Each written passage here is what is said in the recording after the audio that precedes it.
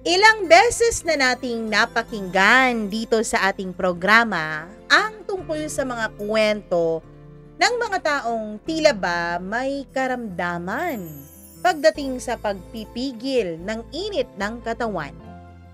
Pero paano kung hindi naman ikaw ang ganon? Paano kung ikaw ay magkaroon ng mahal sa buhay na may sakit na ganon? Naiintindihan nyo ba ang sinabi ko? Nako, para maintindihan nyo, sige, simulan na natin ang ating itatampok na kwento sa araw na to. Pero bago ang lahat ng yan, brace yourselves dahil eto na po ang paborito ninyong programa. Eto ang Dear Mama Mia.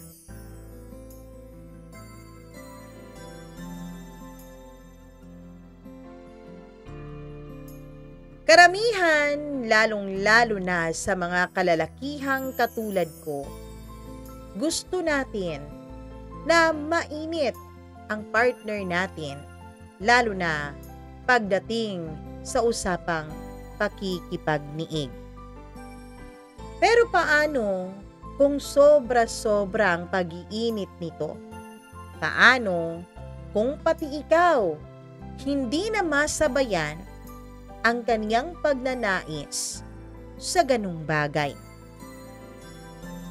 Dear Mama Mia, alam mo, matagal ko na po talagang gustong may mapagsabihan nitong aking istorya.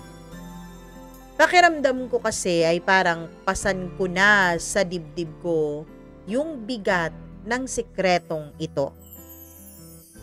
Hindi ko naman sinasabi na hindi ko to nagustuhan nung una. Siyempre, sino ba naman ang hindi? Kaya lang, Mama Mia, kahit pala ang mga masasarap at maiinit na bagay, nakakasawa at nakakarindi at nakakabigat din pala sa damdamin, lalo na kung paulit-ulit at sumusobra na. Mama Mia, nabibigatan po ako nitong aking daladala. Pero sabay rin ay may kakaibang thrill rin na dala kasi hindi ko alam kung dapat ko ba talaga itong ikahiya sa iba o ipagmalaki. May asawa na po ako, Mama Mia. Itago niyo na lamang po ako sa pangalang Anton. Oo, simpleng lalaki lang ako. Nagtatrabaho sa umaga, uuwi, kikita ng sapat para mabuhay at mabigyan din ng maayos na pamumuhay ang asawa ko.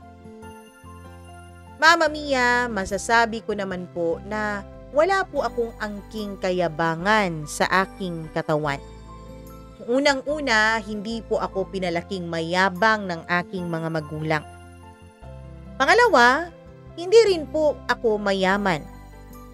Hindi rin ako yung tipong gwapo na hahabulin talaga ng mga babae. So in short, wala rin naman akong maipagyayabang kaya hindi ako mayabang. Pero siguro, masasabi ko na may swerte rin pala ako sa aking buhay. Kasi may asawa po akong maganda, maalaga, at eto na nga, sobra ring mainit. Hindi ko alam kung dapat bang purihin o katakutan yung huling description ko sa asawa ko.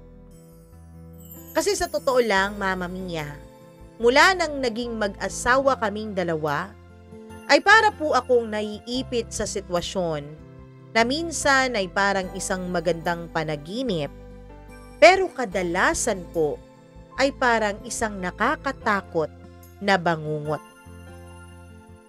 Nymphomaniac daw ang tawag sa kung ano man ang kondisyon sa asawa ko.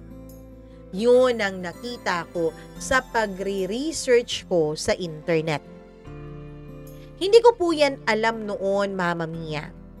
Ang alam ko lang, Asawa ko si Betty. At mula pa lang sa unang gabi naming magkasama, ay napansin ko na talaga na may kakaiba sa kanya. Nung una, syempre, honeymoon stage pa eh. Natural lang na mag-init talaga. Natural lang na halos gabi-gabi kaming dalawa. Wala akong reklamo, syempre. Sino ba namang lalaki ang magrereklamo kung halos araw-araw gusto ng asawa niyang magpalabas ng init sa katawan? Pero Mama Mia, habang tumatagal po, ay napapansin kong hindi na lang nakukontento ang asawa ko sa gabi. Sa umaga, bago ako pumasok, ay siya mismo ang gumigising sa akin. Hindi dahil gusto niyang almusalin na ako, kundi dahil gusto niya muna akong sakyan bago ako sumakay papunta sa opisina. Minsan sa tanghali, Mama Mia, kahit nasa trabaho ako, ay may text siya sa akin na kung pwede raw ay umuwi muna ako kahit 1 oras lang. At pagka-uwi ko, akala ko naman may emergency. Pero yun pala ay hihilahin niya ako at diretsyo na kaming dalawa sa kwarto. At hindi lang po simple ang ginagawa naming dalawa o ang gusto niyang gawin naming dalawa. Para po siyang hindi na uubusan ng lakas. Para po siyang hindi nagsasawa. At sa totoo lang, Mama Mia, habang tumatagal, ay nararamdaman ko na parang hindi rin siya nakokontento.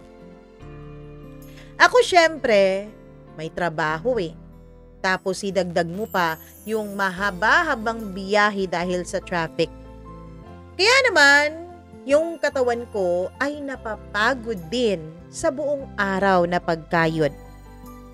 At napapagod din naman, Mama Mia, kahit 1 round pa lang ang natatapos naming dalawa.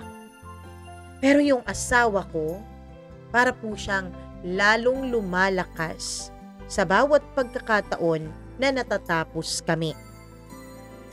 Minsan, Mama Mia, sa totoo lang, iniisip ko po na baka ako itong may problema.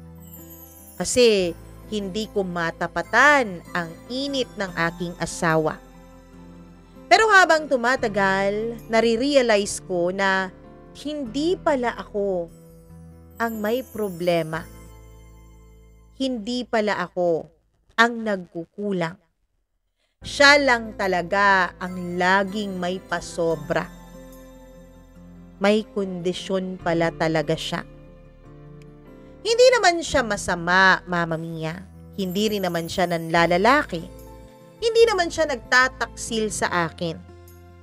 Pero yung mismong katawan niya, yung utak niya, ay tila hindi niya makontrol.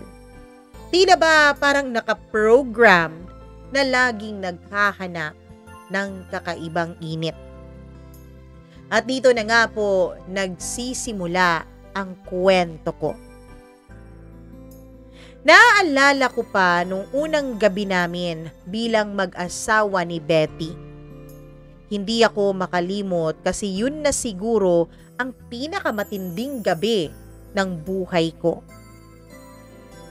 Pagpasok pa lang namin sa hotel room na binook namin ay hindi na siya nag-aksaya ng oras.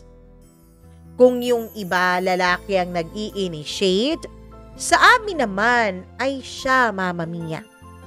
Hindi pa man ako nakakahinga mula sa selebrasyon ng kasal namin, bigla na lang siyang humila ng korbata ko at hinalikan ako na para bang matagal na siyang sabik na sabik. Tila hayop siyang hayok na hayok. Ang akala ko noon ay dala lang po ng sobrang excitement. Mama Mia, sa totoo po, bago kami naging mag-asawa ni Betty ay wala pong nangyari sa amin. Konserbatibo po kasi ang pamilyang kinalakihan ko.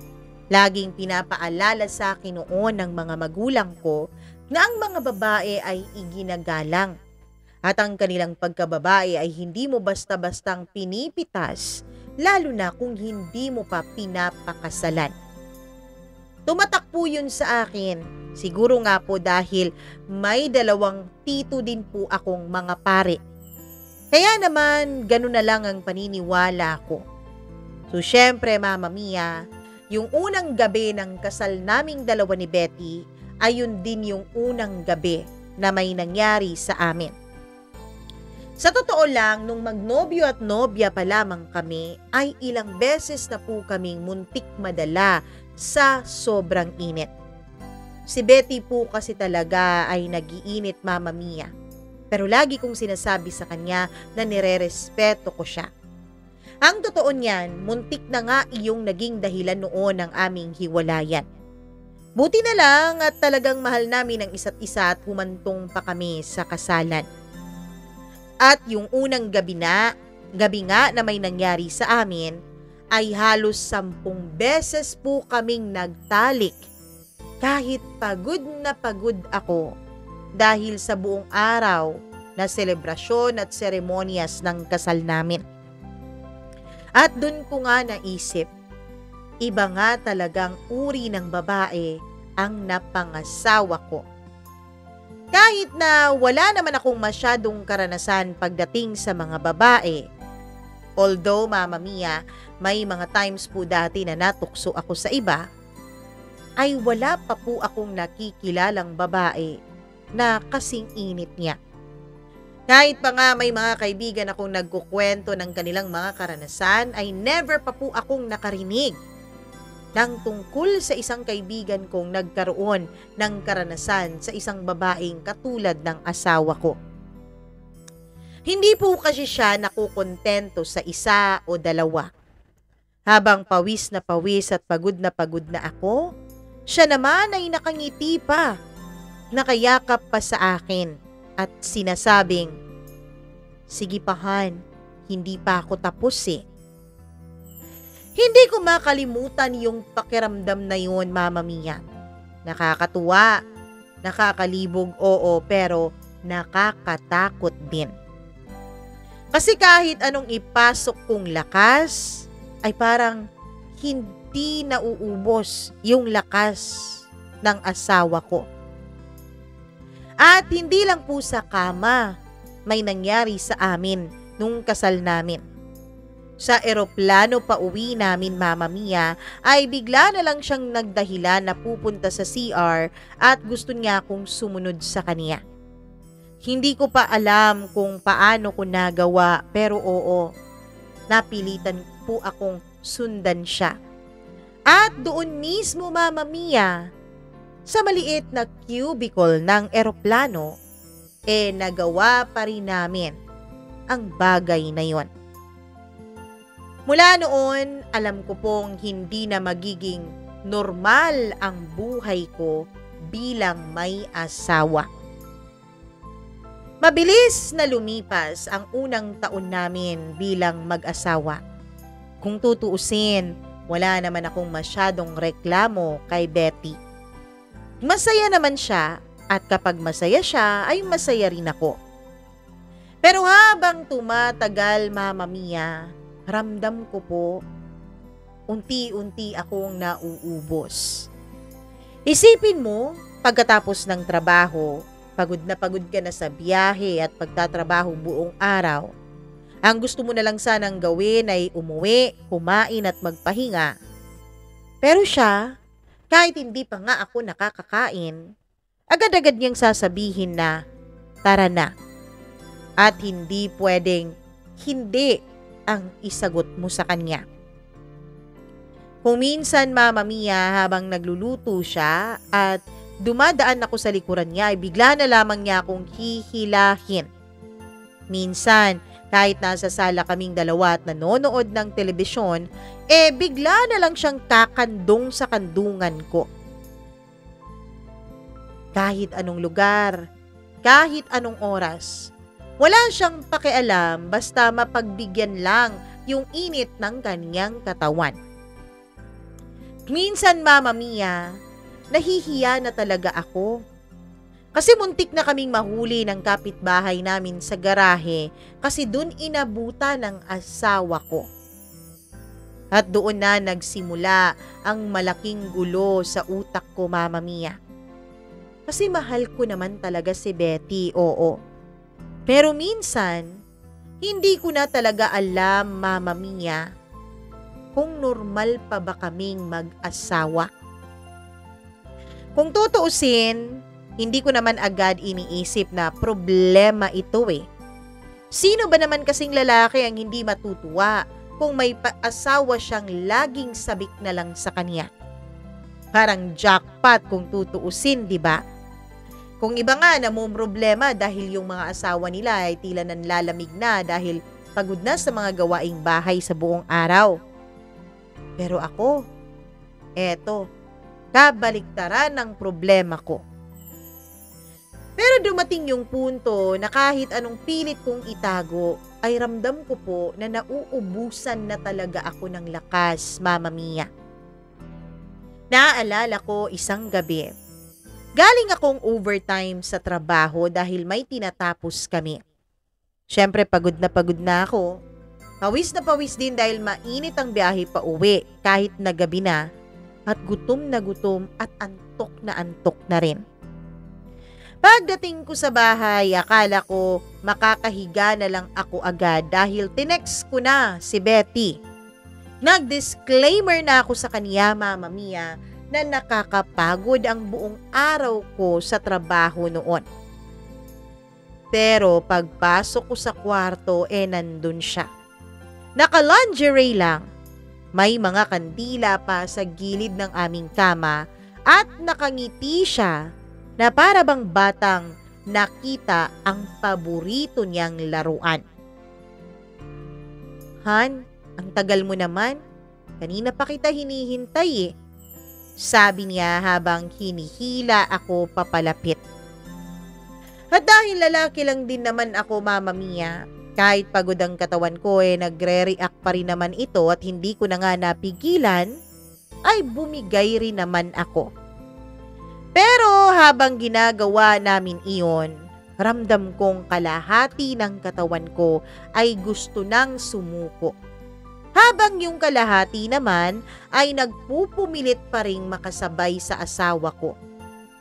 Nakakahiya din naman kasi, Mama Mia, kung ako itong lalaki pero ako itong hindi makasabay sa kanya sa kama.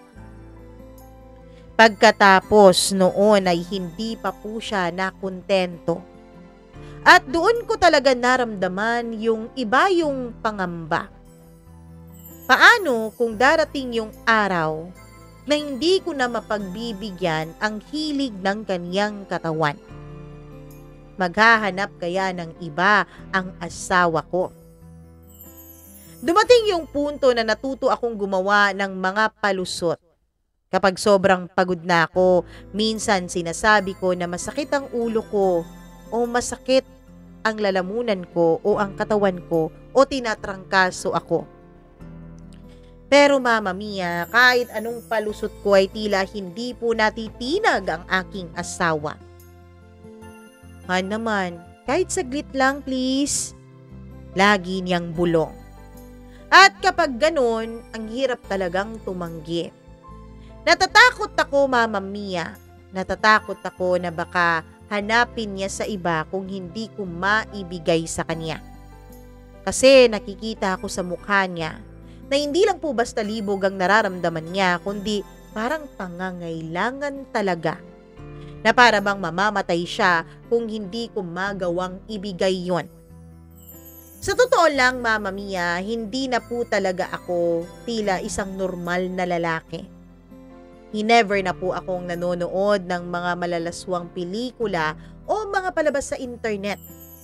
Dahil sa asawa ko pa lang ay kulang na ang lakas ko.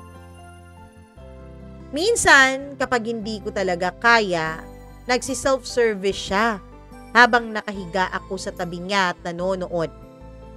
At kahit nakakahiya aminin, Mama Mia, minsan nararamdaman ko ang galit sa puso ko. Minsan, hindi ko na alam kung ang galit ba na yun ay para sa kanya o para sa akin.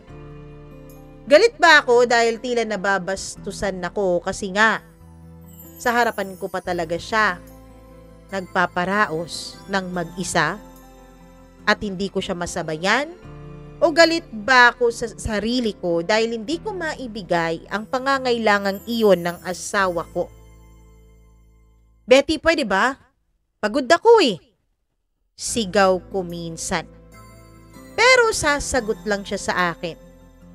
Hindi ko naman kasalanan na nararamdaman ko ito, di ba? At dun ako natatahimik.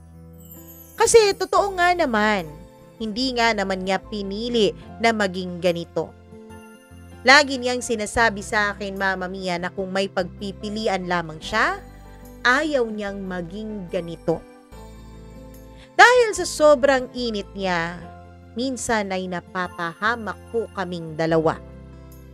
Minsan, Mama Mia, sa sasakyan, habang nagmamaneho ako, ay bigla na lamang po siyang yuyuko sa akin. At ayun, ginagawa na niya kung ano man niyang iniisip ninyo. Halos mabangga na kaming dalawa dahil doon. Mahina lang naman ang pagpapatakbo ko pero hindi ko na halos na malayan ang nasa unahan kong kotse. At hindi ko pa talaga naapakan agad yung brake.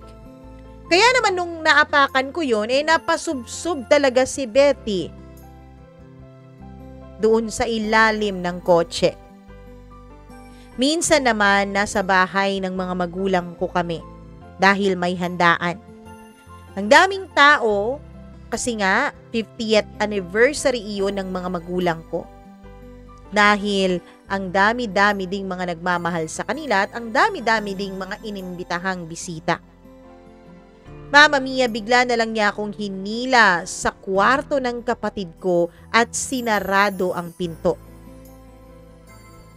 Juan, wag naman dito, sabi ko. Sandali lang Han, promise, sabi niya. At kahit pinipigilan ko ay nagawa pa rin namin kahit ang daming tao na nasa labas. Mama Mia, sa totoo lang, kung yung iba ay matitrill sa ganito, kung araw-araw ganito ang nai-experience mo, mawawala po ang thrill. At doon na po nagsimulang mapalitan ito ng takot. Kasi parang wala na siyang pakialam kung may mga tao mang makakita sa amin at maiskandalo man yung iba. Ang mahalaga lang talaga sa kanya ay masunod yung init niya. Isang gabi, kinausap ko siya ng masinsinan. Betty, hindi na normal to eh. Hindi ko alam kung kaya ko pang sabayan lahat ng gusto mo. Tumahimik lamang siya. Tapos maya-maya ay bigla na lang siyang umiyak. Han, alam ko naman eh. Alam kong nahihirapan ka sa akin. Pero sinusubukan ko namang pigilan, Han. Kaya lang hindi ko lang talaga kayang mapigilan ang sarili ko. Para bang may gutom sa loob ko na hinding-hindi natatapos. Hinding-hindi nasasatisfy. At noon ko unang narinig yung salitang nymphomaniac, Mama Mia. Siya mismo ang nagsabi noon. Sabi niya, nagbasa raw siya online at ni-research raw niya ang kakaibang kondisyon niya. At yun daw ang tawag sa mga tao o sa mga babaeng laging sabik na sabik sa pakikipagtalik. Hindi ko naman ginustutuhan, sabi niya. Pero ikaw lang ang meron ako. Ikaw lang ang pinagmumula ng lahat ng pantasya at init ko. Sana naman maintindihan mo ko. Natahimik ako, Mama Mia. Sa totoo lang, mahal ko talaga ang asawa ko. Nirespeto ko nga siya ng ilang taon naming magkarelasyon bilang mag-boyfriend at girlfriend at hindi ko siya ginalaw dahil sa sobrang pagmamahal ko sa kanya. Pero heto, hindi ko alam kung kakayanin ko ba ang kondisyon niya. At hindi ko rin siya kayang iwan, Mama Mia. Pero nung ako na mismo ang nag-research ng kanyang kondisyon, ay napatanong ako sa sarili ko. Hanggang kailan ko ba kayang magpanggap na kaya ko siyang sabayan sa kanyang nag-iinit na katawan? Doon nagsimula ang mga kompromiso. Minsan, kung hindi ko na kaya, binibigyan ko siya ng mga laruan. Oo, yung mga nabibili online, Mama Mia. Nag-research kasi ako at isa yun sa mga inirekomenda ng isang doktor na nakausap ko online. Noong una, ayaw niya. Kasi daw, gusto niya ako mismo talaga. Pero nung nakita niyang nahihirapan na talaga ako, ay pumayag din naman siyang gumamit noon ng paminsan-minsan. Pero kahit gano'n ay hindi pa rin nawawala yung kanyang matinding pagnanasa. Kahit may laruan na siya, Mama Mia, ako pa rin ang hinahanap-hanap niya. At aaminin ko, may mga gabi na kahit pagod na ako sa trabaho ay bumibigay pa rin ako para lang mapagbigyan ng asawa ko. Kasi Mama Mia, may parte din naman sa sarili ko ang natutuwa na para bang nakakataba ng ego. Sino ba naman ang ayaw at hindi natutuwa, di ba? Kung asawa mo ay halos gusto ka talaga na makasama sa kama araw-araw, na ikaw lang ang laging ginugusto.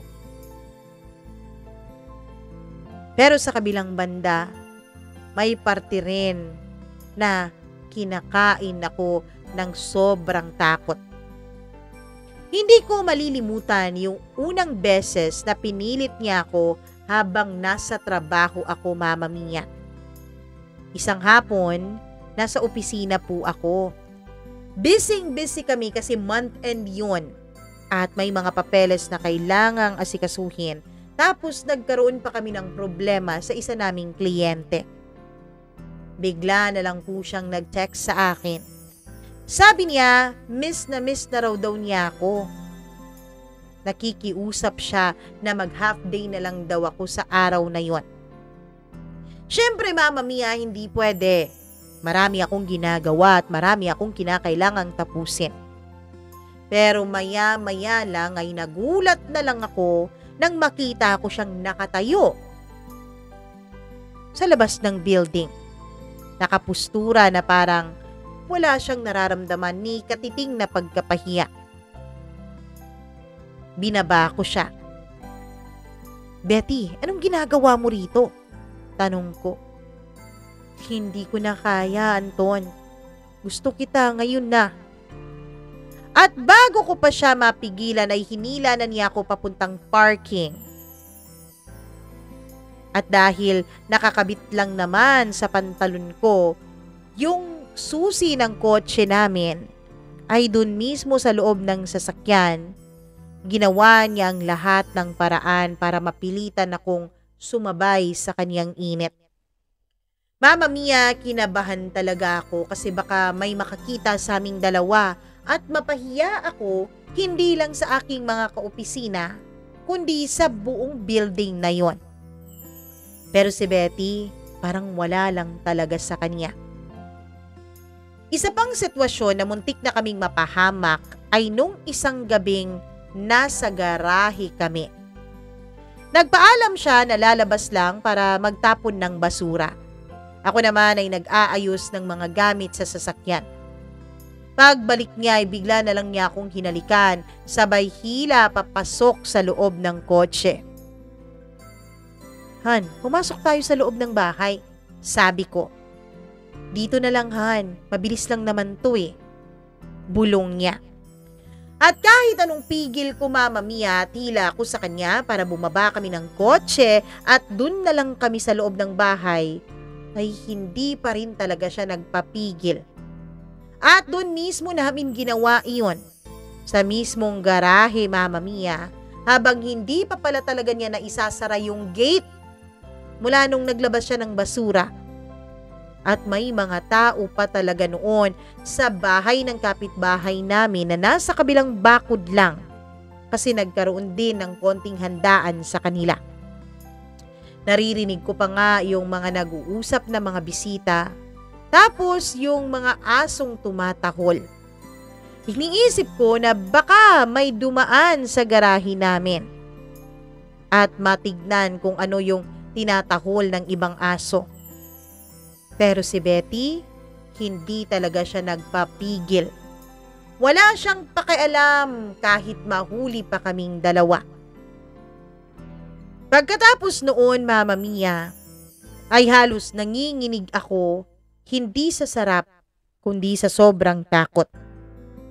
Pero siya nakangiti lang na parang walang nangyari. Habang tumatagal, napansin ko na mas nagiging agresibo pa ang asawa ko.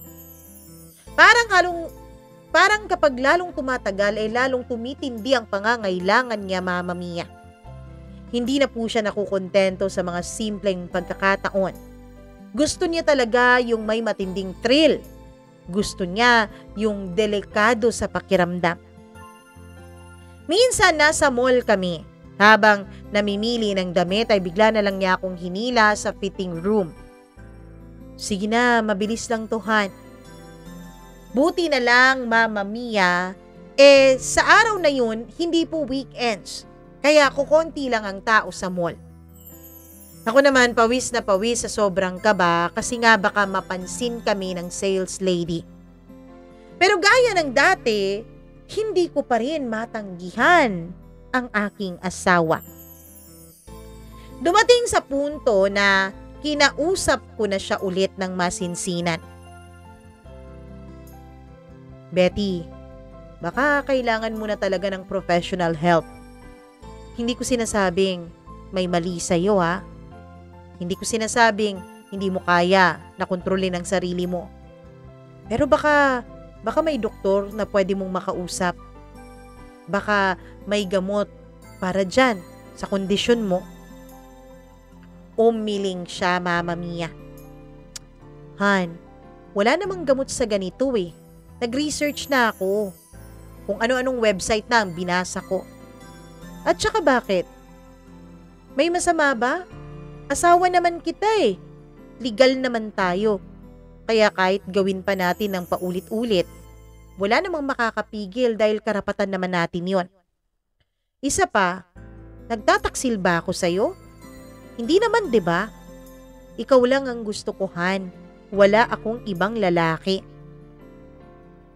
Natameme ako sa mga sinabi niya, Mama Mia. Oo nga naman.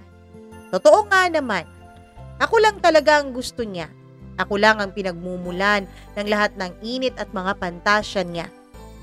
Pero sa totoo lang, ramdam ko, Mama Mia, na parang nagsasawa na ako sa asawa ko at kinakain na ako ng sitwasyon naming dalawa. Sa labas ay mukha po kaming mga perpektong mag-asawa.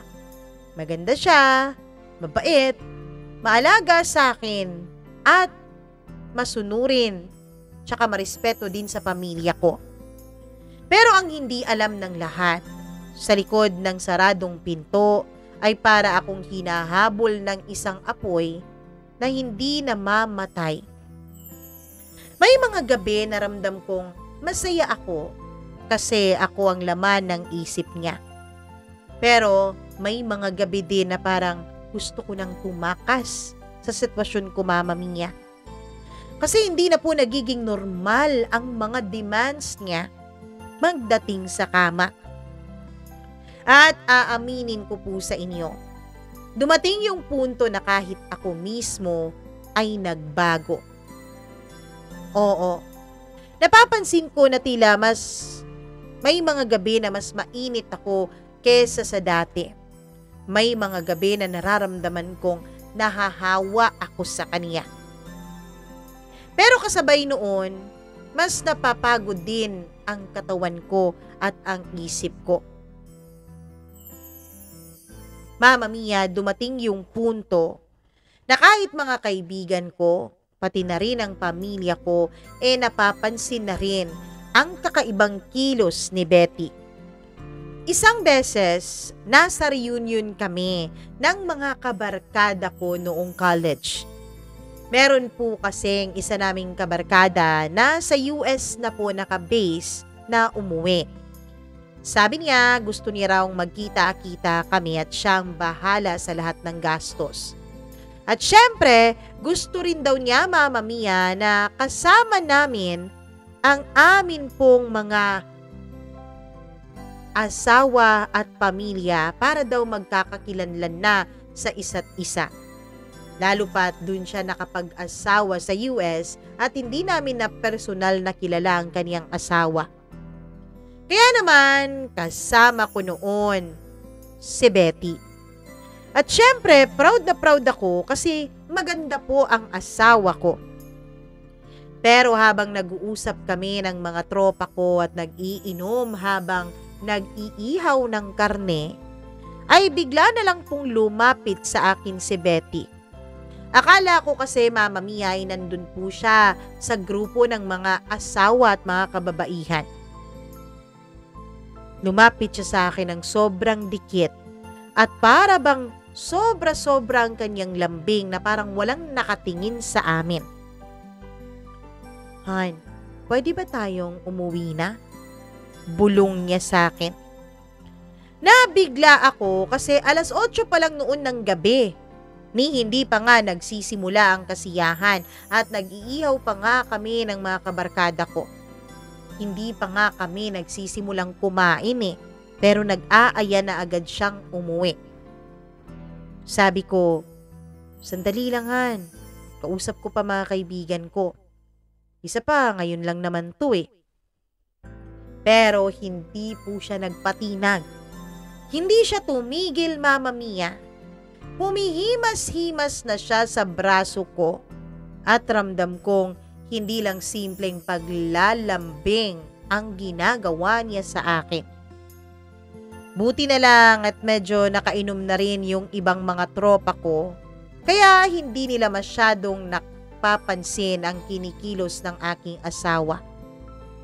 Pero habang papauwi kami, ay hindi na talaga nakapagpigil itong si Betty. Doon mismo sa kotse, tulad nung dati, halos puwersahan na niya akong akitin.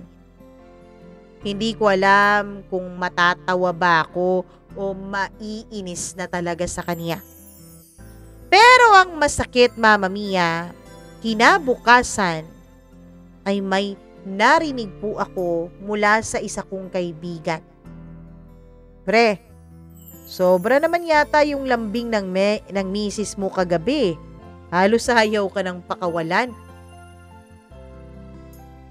Dun ko naramdaman yung pagkapahiya. Isang mas masakit na eksena ay nangyari sa mismong bahay ng mga magulang ko, Mama Mia.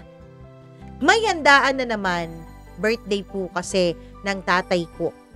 Kaming magkakapatid, amin po talagang sinisigurado na bawat okasyon, lalo na kapag birthday o anibersaryo ng mga magulang namin, ang gusto talaga namin ay i-celebrate po ito. Dahil tumatanda na rin ang mga magulang ko. Habang busy po ang lahat sa kusina at sala, bigla na lang po akong hinila ni Betty sa kwarto. Sabi ko, Betty, hindi pwede. Nandiyan sina Mama at Papa.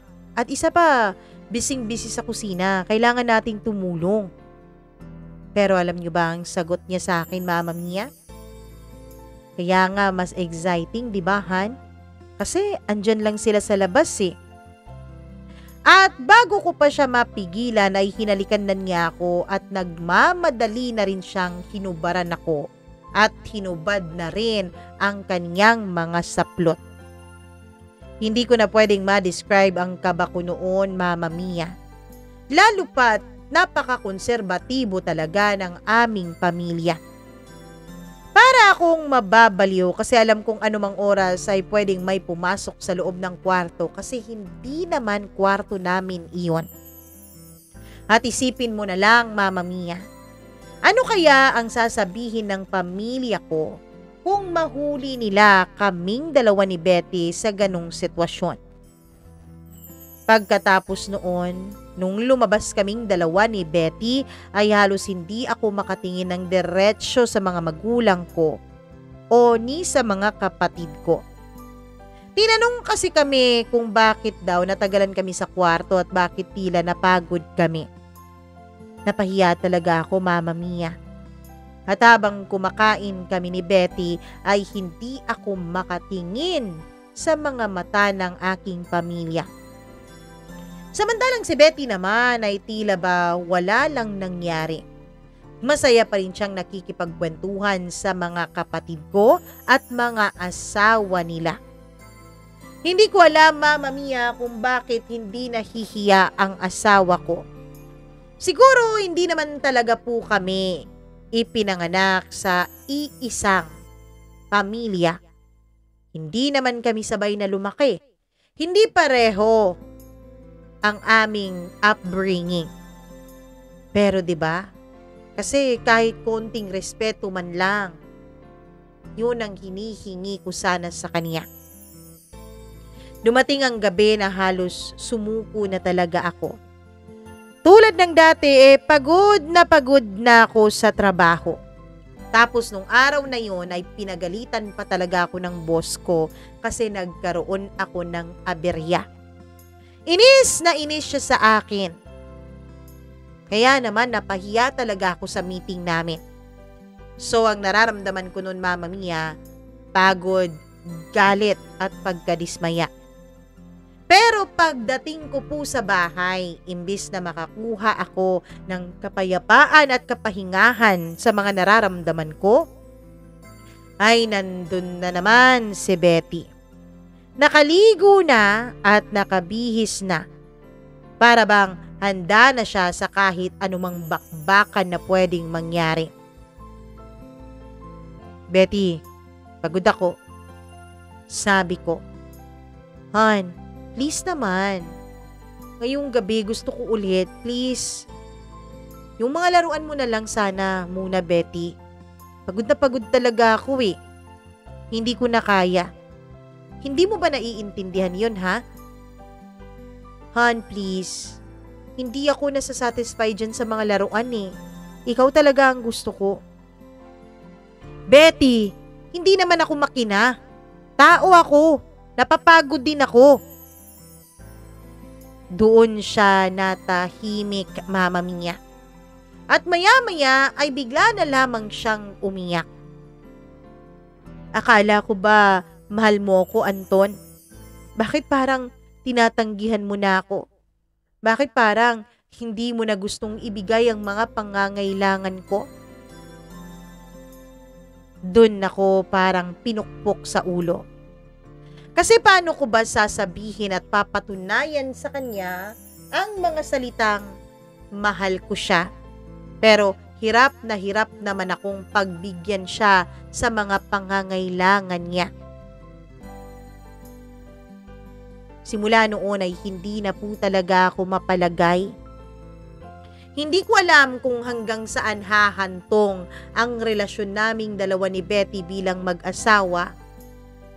Lalong-lalo na sa kondisyon niya. Mahal ko siya, oo, Mama Mia.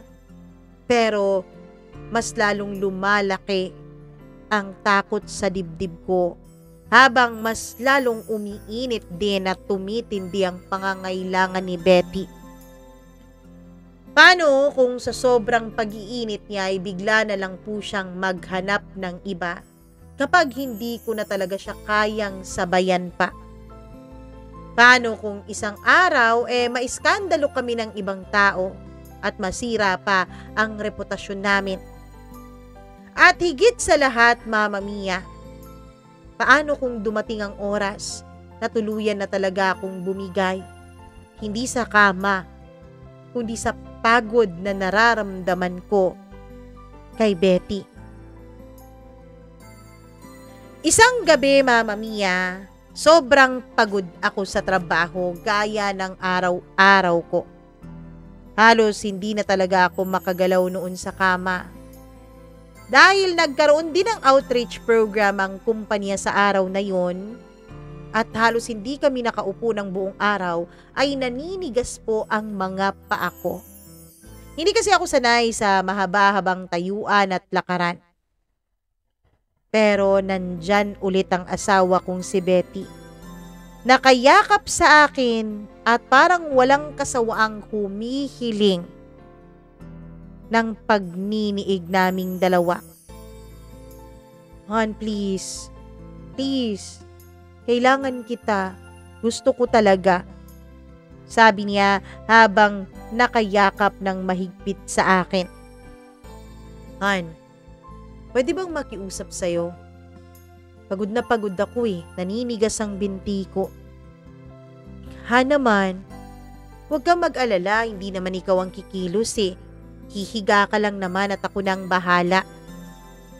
Sinubukan ko siyang pigilan, Mama Mia, pero hindi ko magawa. Matindi talaga ang init na nararamdaman niya. At hindi ko rin naman maipagkakaila na nag-iinit na rin ang katawan ko sa ginagawa niya.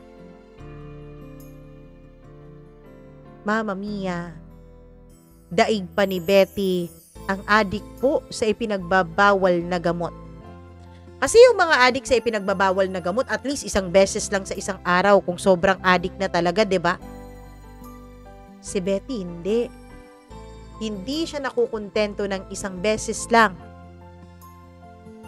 3 hanggang 5 beses sa gabi. May 2 beses pa siya pagkagising. At minsan nga kahit tanghaling tapat, tinatawagan pa niya ako. Kaya kahit gustong-gusto ko sanang magpahinga, Mama Mia, ay tila ba hindi ko magagawa dahil hindi pumapayag ang asawa ko. Doon ko nasimulang maramdaman ang kakaibang tensyon sa pagitan namin. Napapansin ko, Mama Mia, na wala na talagang respeto sa akin si Betty. Wala siyang respeto sa mga nais ko at sa mga sinasabi ko. Kahit kasi ilang beses kong sabihin sa kanya na pagod na ako, hindi pa rin po siya tumitigil. Minsan umiiyak pa siya para lang pagbigyan ko ang gusto niya. At doon ko naramdaman ang bigat ng sitwasyon.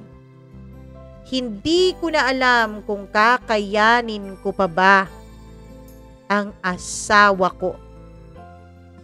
Minsan sa sobrang init niya ay ginawa namin sa sala. Nakapikit ako sa kaba kasi baka may makakita. Hindi ko na alam kung sino ang mas matindi. Kung yung asawa ko ba o yung mga pelikulang nakikita ko noon. Kinabukasan ay ramdam ko pa rin ang takot at hiya, Mama Mia. Pero siya nakangiti lang.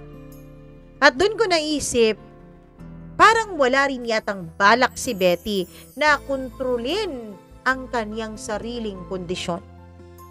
Kaya paano ko siya makokontrol, Mama Mia? Kung siya mismo hindi kinukontrol ang kanyang sariling kondisyon. Paano ko ba makokontrol ang asawa ko? Kinabukasan, halos hindi ko siya pansinin. Pero hindi naman maaari. Kasi nga, kapag hinihindian ko siya, ay lagi ko pong naiisip kung paano na lang kung maghanap siya ng iba. Pero Mama Mia, hindi ko po alam. Hindi ko alam kung makakayanan ko ba kapag naghanap ng iba ang asawa ko. Minsan iniisip ko, pumayag na lang kaya ako maghanap siya ng iba. Para naman hindi ako masyadong mapagod. Kaya lang, hindi naman kaya ng puso ko at lalong hindi kaya ng pride ko. Habang tumatagal ay lalo po akong nanghihina at napapagod.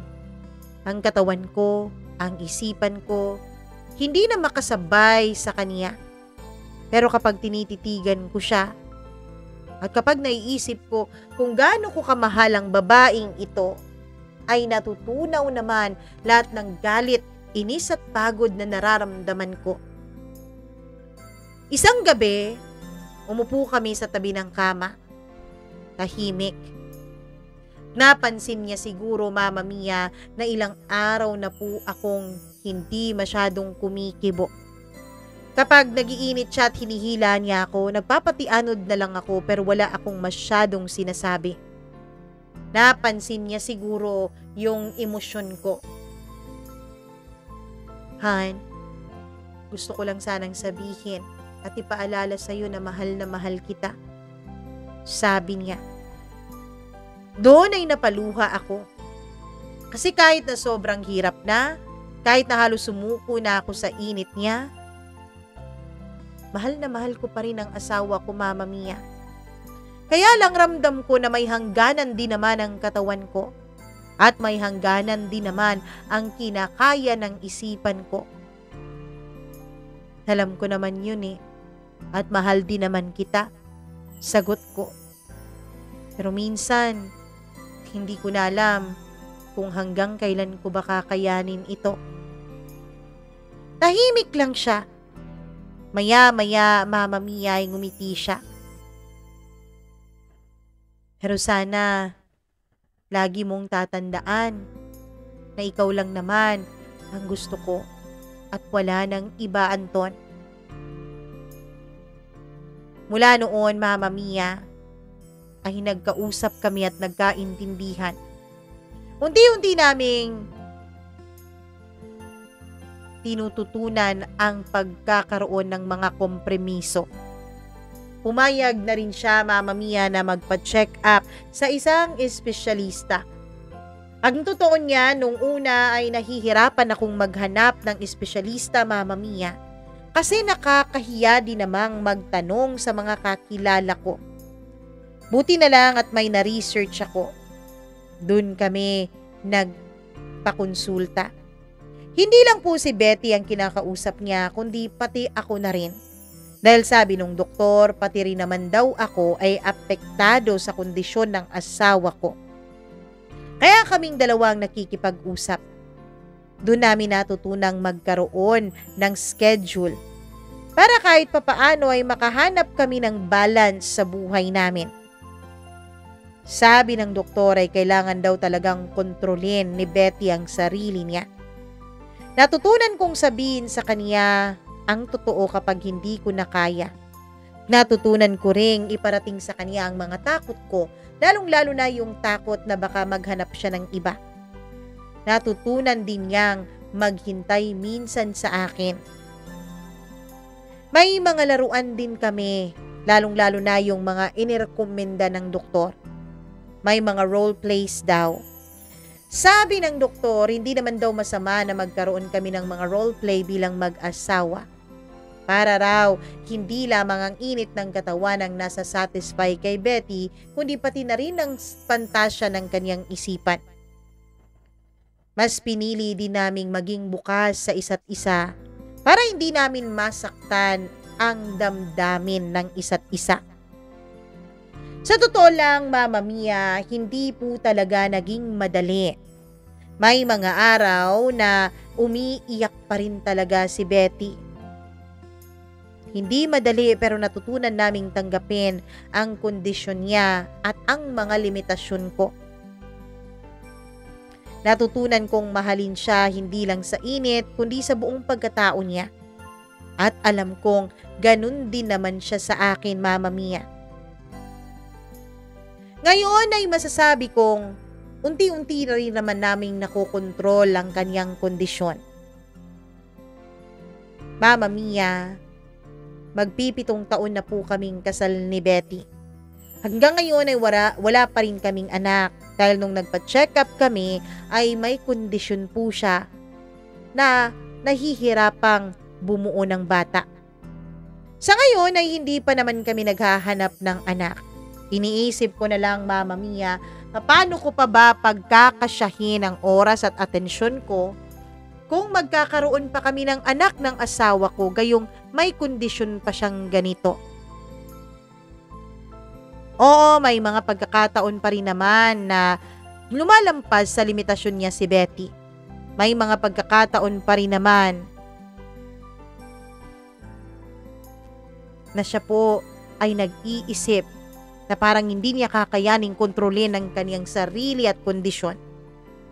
Pero sa bawat pagkakataon na yon ay hindi ko po siya iniiwan. Sa bawat pagkakataon na yon ay hindi rin po ako bumibigay. Para po siyang isang aso na tinitrain ko na magkaroon ng routine. Sobrang nakakapagod siya, oo Mama Mia. Pero sa totoo lang, wala pong ibang babaeng makakapantay sa kanya dito sa puso ko.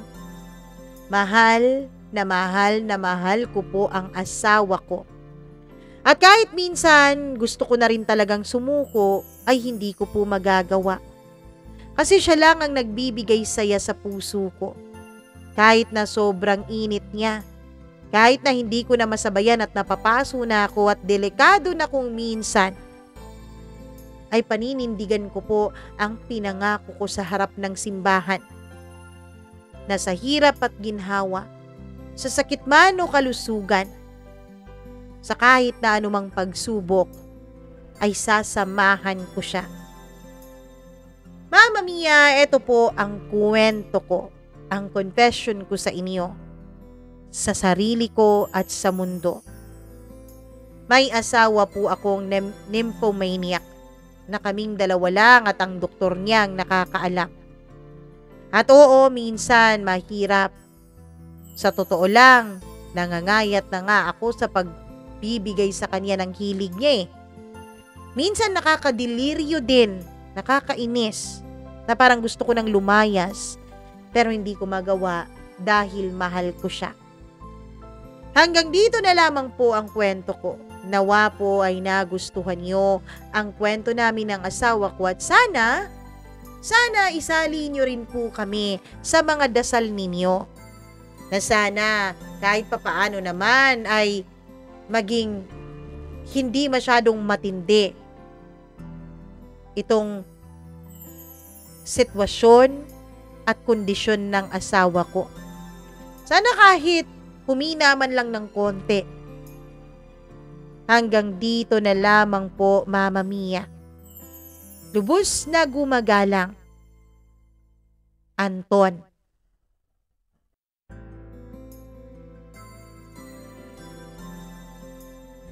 At least, yung kwento mo, Anton, walang pangangaliwa, ha?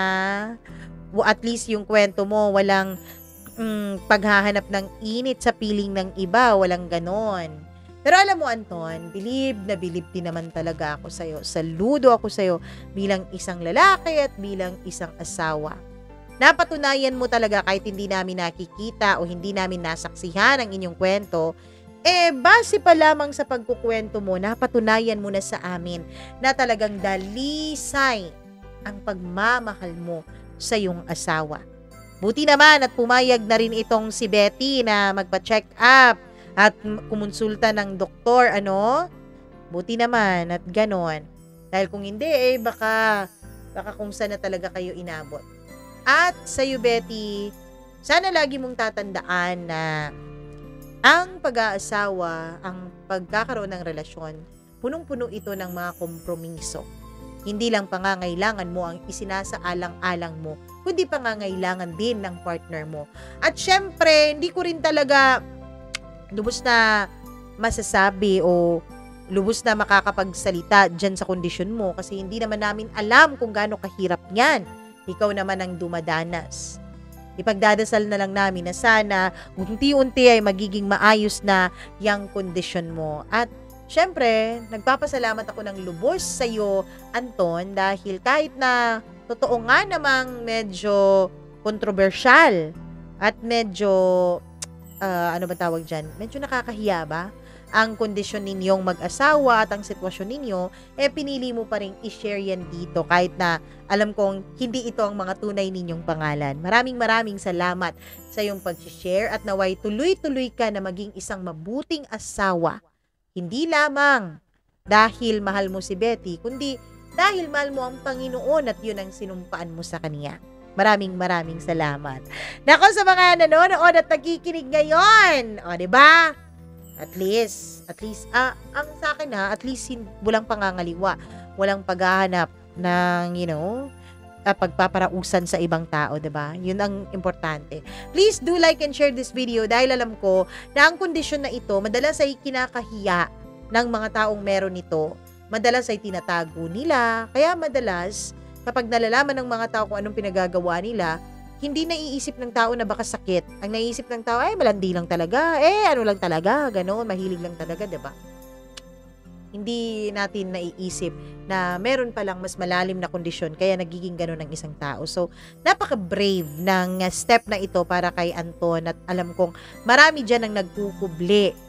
Marami diyan ang nagtatago. Marami diyan ang may mga lihim na mga ganito. So, para makatulong sa kanila, para malaman nilang kapag may isang taong tunay na nagmamahal sa kanila, isasamahan sila, please do like and share this video.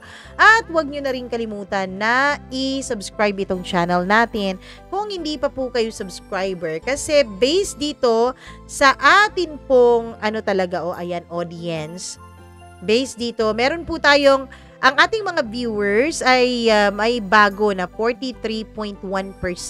Ayun. May casual viewers tayo. Ibig sabihin, paminsan-minsan lang nanonood na 23.4%.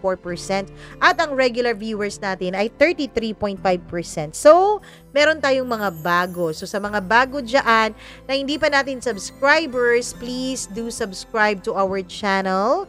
Meron tayong 27.5% na hindi subscribers. So, please subscribe. Maawa naman kayo. Tulungan nyo naman po akong makarating sa ating pinapangarap na between na 100,000 subscribers. Please do help. At kayo lang po ang makakatulong sa akin yan. So, i-share nyo na kung kayo nakapag-subscribe na. Kung hindi pa, subscribe nyo na rin. At, idasama nyo na rin, damay nyo na rin yung ating, isa pang channel dyan sa baba, Encounters with Mama Mia. Andyan po ang ating link. Pakidamay na lang. Hi ako sa ating mga subscribers na naging members na rin dito sa channel natin. Hi ako sa pinakabago nating member na si Evelyn Kawit, si Colleen Bueno, Janice Linyan, Nits Pabualan.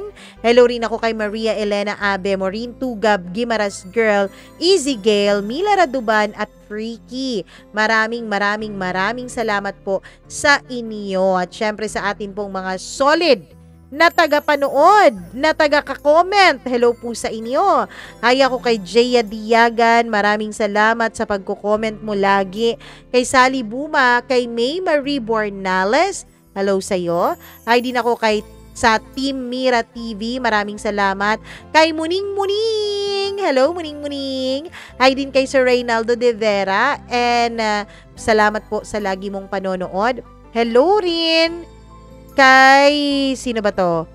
Charming Heart. Maraming salamat from Agusan del Norte. Hi din kay Frix Magno, LV Lapot, Christy Carpentero. Maraming salamat po sa inyong panonood at pagkikinig. Kayo po na nanonood ngayon, kung may sarili po kayong kuwento ng inyong buhay, please do share that to us. Mag-email lamang po kayo, mamamiacdo0317@gmail.com. Ako po si Mama Mia, ang nag-iisa ninyong tagapagkwento na may akin po kayong nabigyan ng entertainment sa araw na to. Paalam sa inyong lahat. Mwah, mwah, mwah. I love you all so much. Mag-ingat po kayo palagi. Bye!